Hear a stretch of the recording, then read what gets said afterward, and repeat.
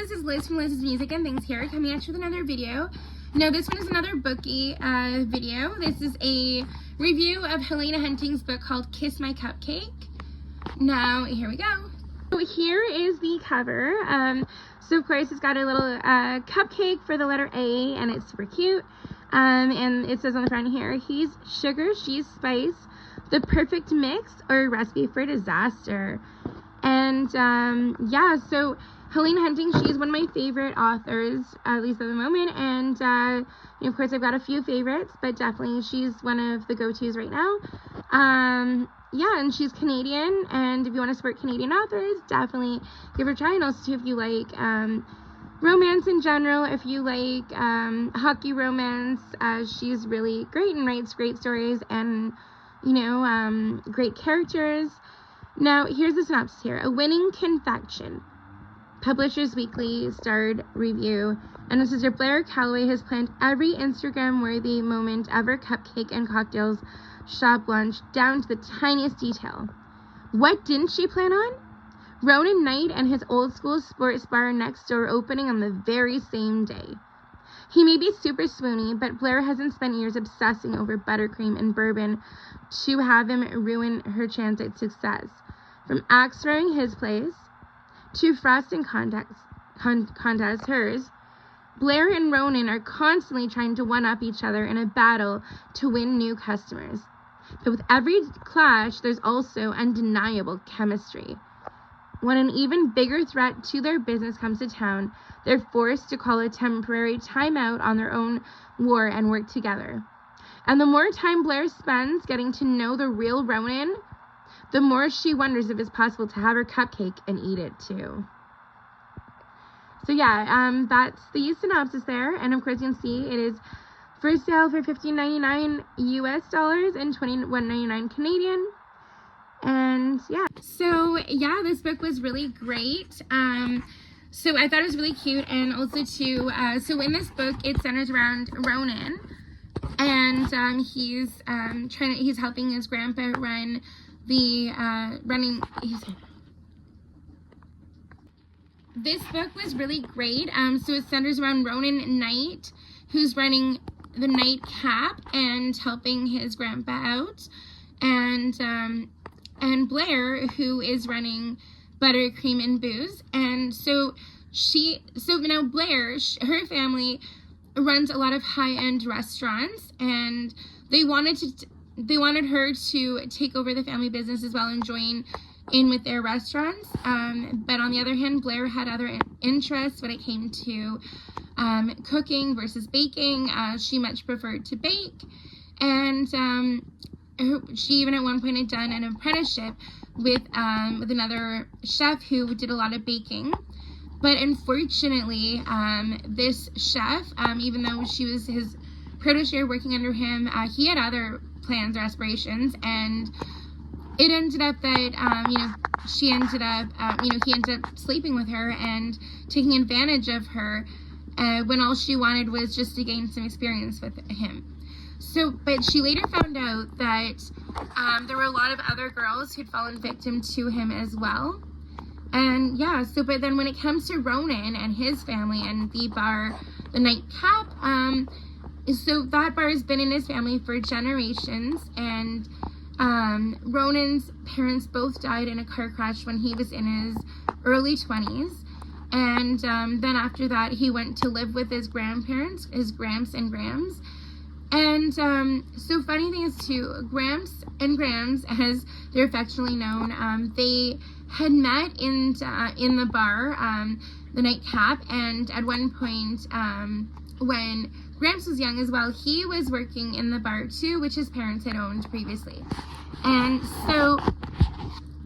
so yeah, so now just another bit of information on Ronan and his goals and that kind of thing.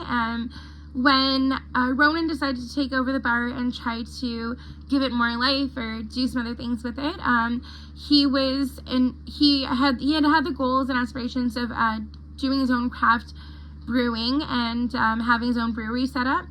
And so he started running the bar and trying to bring it up from the ground, bring it more in the clear than in the red than what it had been, bring it back to life on the pretense that his grandpa was going to lend him the money to start his brewery, but he just had to help with the bar first.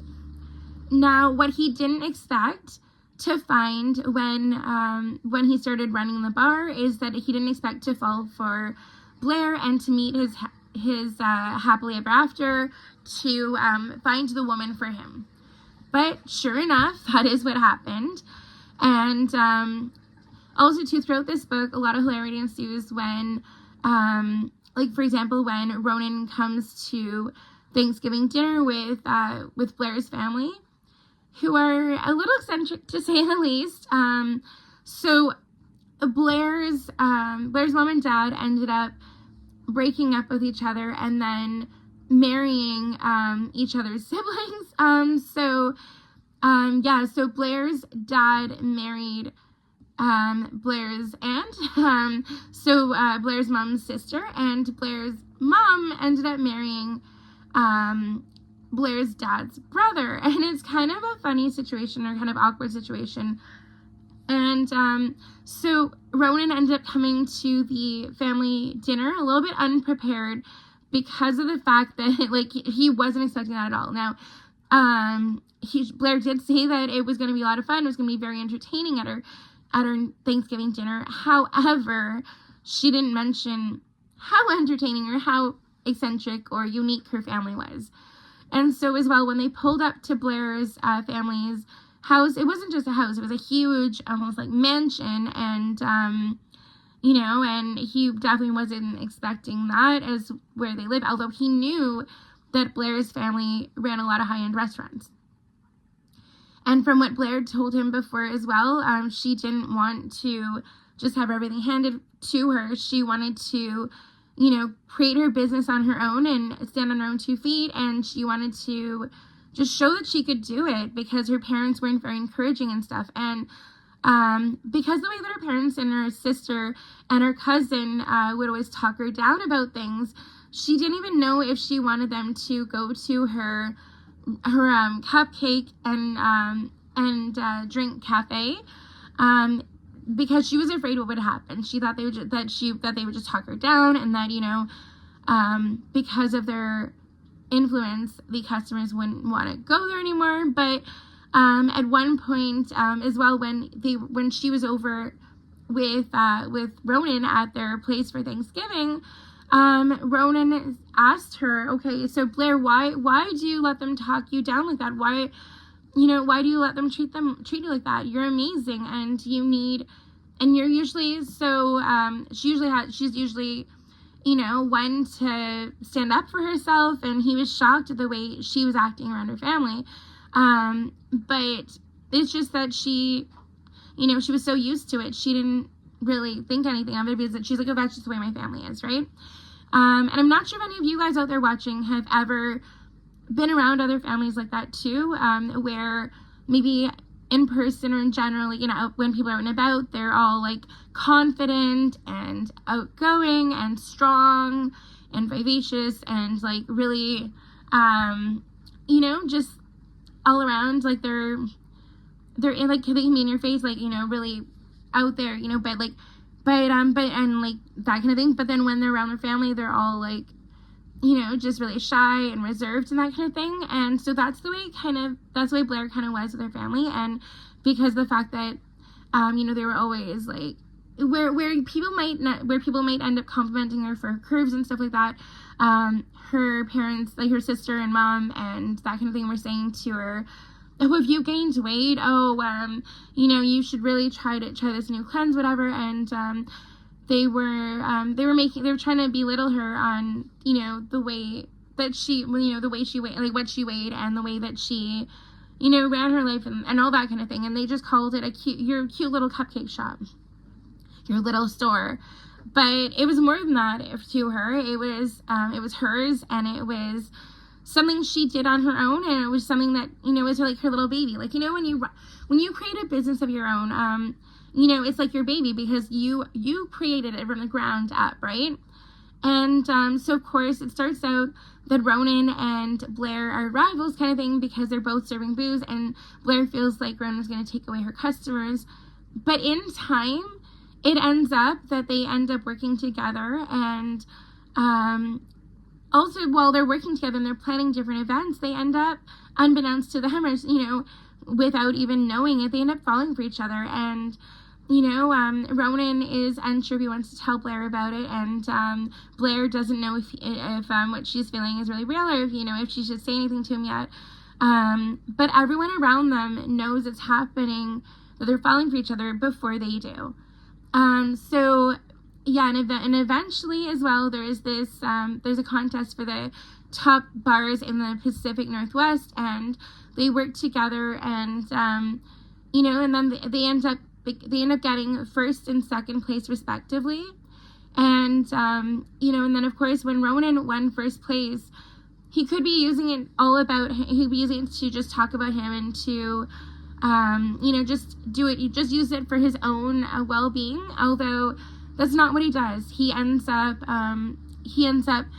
trying to help Blair as well, and saying that Blair was the brains behind everything, and she, you know, she put all this together, and that she deserves the glory and everything. And as well, he also tried to concentrate on the other small businesses in their area too.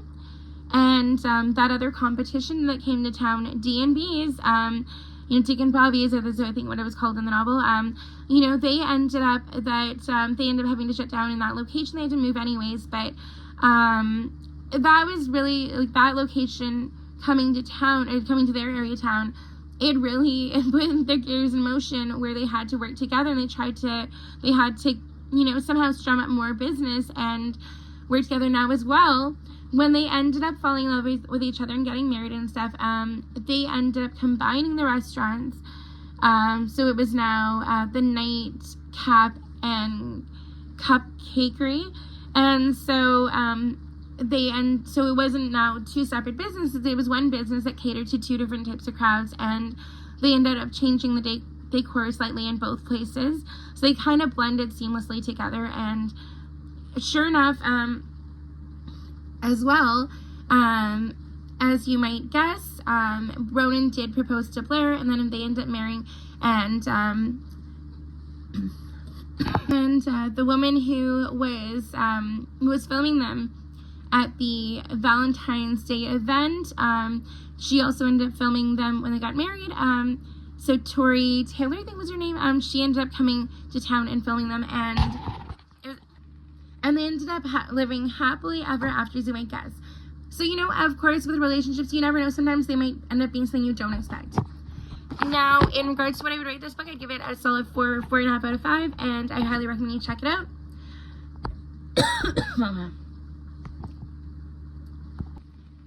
Thank you so much for watching. Don't forget to like and subscribe, and until next time, take care. Bye, guys!